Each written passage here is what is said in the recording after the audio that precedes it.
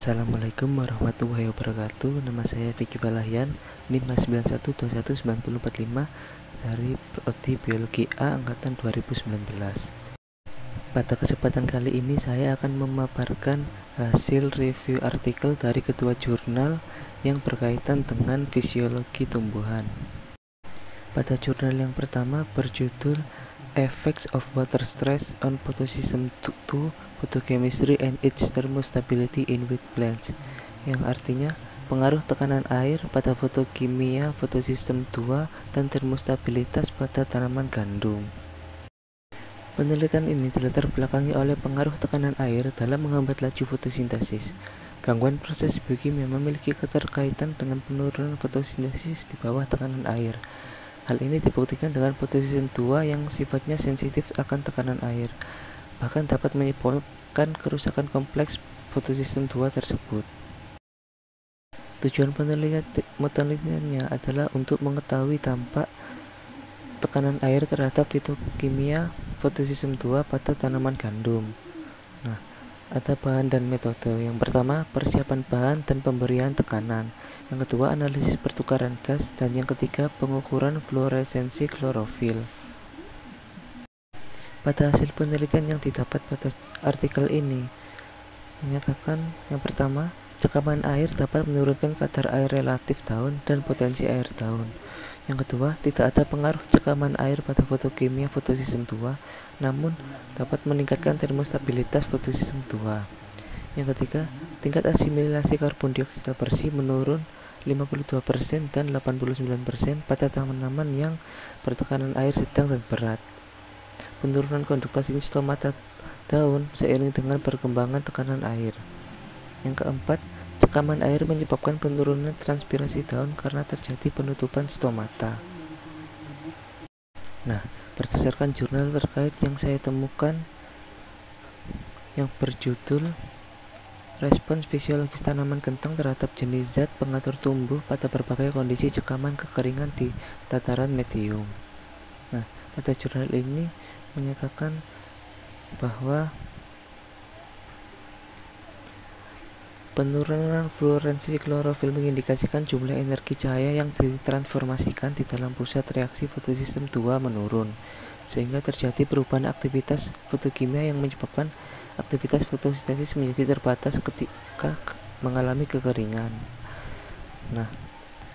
Penurunan fluoresensi klorofil saat kekeringan diakibatkan oleh fotoinhibisi dan fotoinaktivasi di pusat reaksi fotosistem tua karena rusaknya protein D1 sehingga aktivitas fotosintesis menjadi terganggu. Selanjutnya, pada artikel yang kedua berjudul Comparison of Physicochemical Characteristics of Starch Isolates from Sweet and Green Sorghum, yang artinya perbandingan karakteristik sifat fisikokimia pati yang diisolasi dari sorghum manis dan sorghum butir. Sorghum merupakan tanaman multifungsi yang dapat digunakan sebagai sumber pangan dan bahan baku industri lainnya. Sorghum menempati urutan kelima setelah gandum, jagung, padi, dan jelai sebagai bahan pangan. Sorghum dikatakan lebih baik daripada tepung terigu karena gluten free dan memiliki angka glycemic index yang terbilang rendah, sehingga berpartisipasi dalam tren gerakan konsumen gluten free diet pada negara-negara maju. Tujuan pada penelitian kali ini yaitu untuk mengidentifikasi dan mengetahui karakteristik sifat fisik dan kimia dari berbagai jenis sorghum sebagai dasar penentuan jenis sorghum yang akan digunakan sebagai bahan baku produk pangan dan industrialisasi lainnya. Metodenya terdiri dari yang pertama isolasi pati, yang kedua pengukuran kandungan amilosa, yang ketiga pengukuran konsistensi gel, yang keempat kelarutan air dan pembengkakan pati, yang kelima sifat termal pati, yang keenam difraksi serbuk X-ray, yang ketujuh pengukuran NMR, 8 sifat morfologi biji pati, yang ke-9 kromatografi peresapan gel, dan yang ke-10 analisis statistik.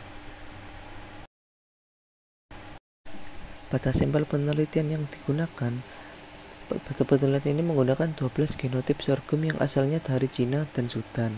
Genotip sorghum manis berjumlah 8 jenis dan genotip sorghum biji berjumlah 4 jenis. Keseluruhan sorghum ditanam pada musim panas di pertanian percobaan Universitas Yangzhou. Penelitian ini didapati hasil yang pertama, kadar amilosa tertinggi berada pada pati dari varietas sorghum biji sekitar 34,52% sampai 36,39% bila dibandingkan dengan varietas sorghum manis yang hanya 5,39% sampai 33,50%. Yang kedua, nilai konsistensi gel atau gizi berkisar antara 89 mm hingga 157,67 mm di antara varietas yang diuji. Varietas sorghum manis mengindikasikan gizi tertinggi dengan total 157,67 mm, sedangkan varietas sorghum biji mengindikasikan gizi terendah pada angka 89 mm. Yang ketiga, Water Solubility Index atau WSI. Pati tertinggi terdapat pada varietas sorghum manis GL4 dan GL6, sedangkan nilai WSI terendah sebesar 10% terdapat pada varietas sorghum biji GL1 dan WAT.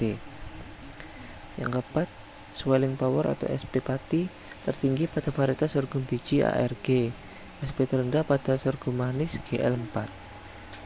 Yang kelima, sifat termal pati varietas sorghum manis sedikit lebih tinggi dibandingkan dengan varietas sorghum biji. Yang keenam, butiran pati dari varietas sorghum manis dan sorghum biji mengindikasikan bentuk poligonal atau bulat tanpa beda bentuk yang jelas di antara keduanya. Jurnal terkait yang saya temukan pada artikel kali ini yaitu berjudul Peranan Sifat Fisikokimia Sorghum dalam Disertifikasi Pangan dan Industri serta Prospek Pengembangannya, di mana pada jurnal ini menyatakan bahwa tiap masing-masing varietas memiliki sifat fisikokimia dan komponen bioaktif fungsional yang berbeda-beda. Nah, hal ini dapat menjadi pertimbangan awal dalam memilih varietas senyawa yang sesuai dengan produk yang akan diinginkan. Nah, jadi hal ini itu penting dilakukan untuk menghasilkan produk yang berkualitas sehingga pemilihan varietas sorghum lebih sesuai dengan yang kita harapkan. Sekian, terima kasih. Kurang lebihnya mohon maaf. Wassalamualaikum warahmatullahi wabarakatuh.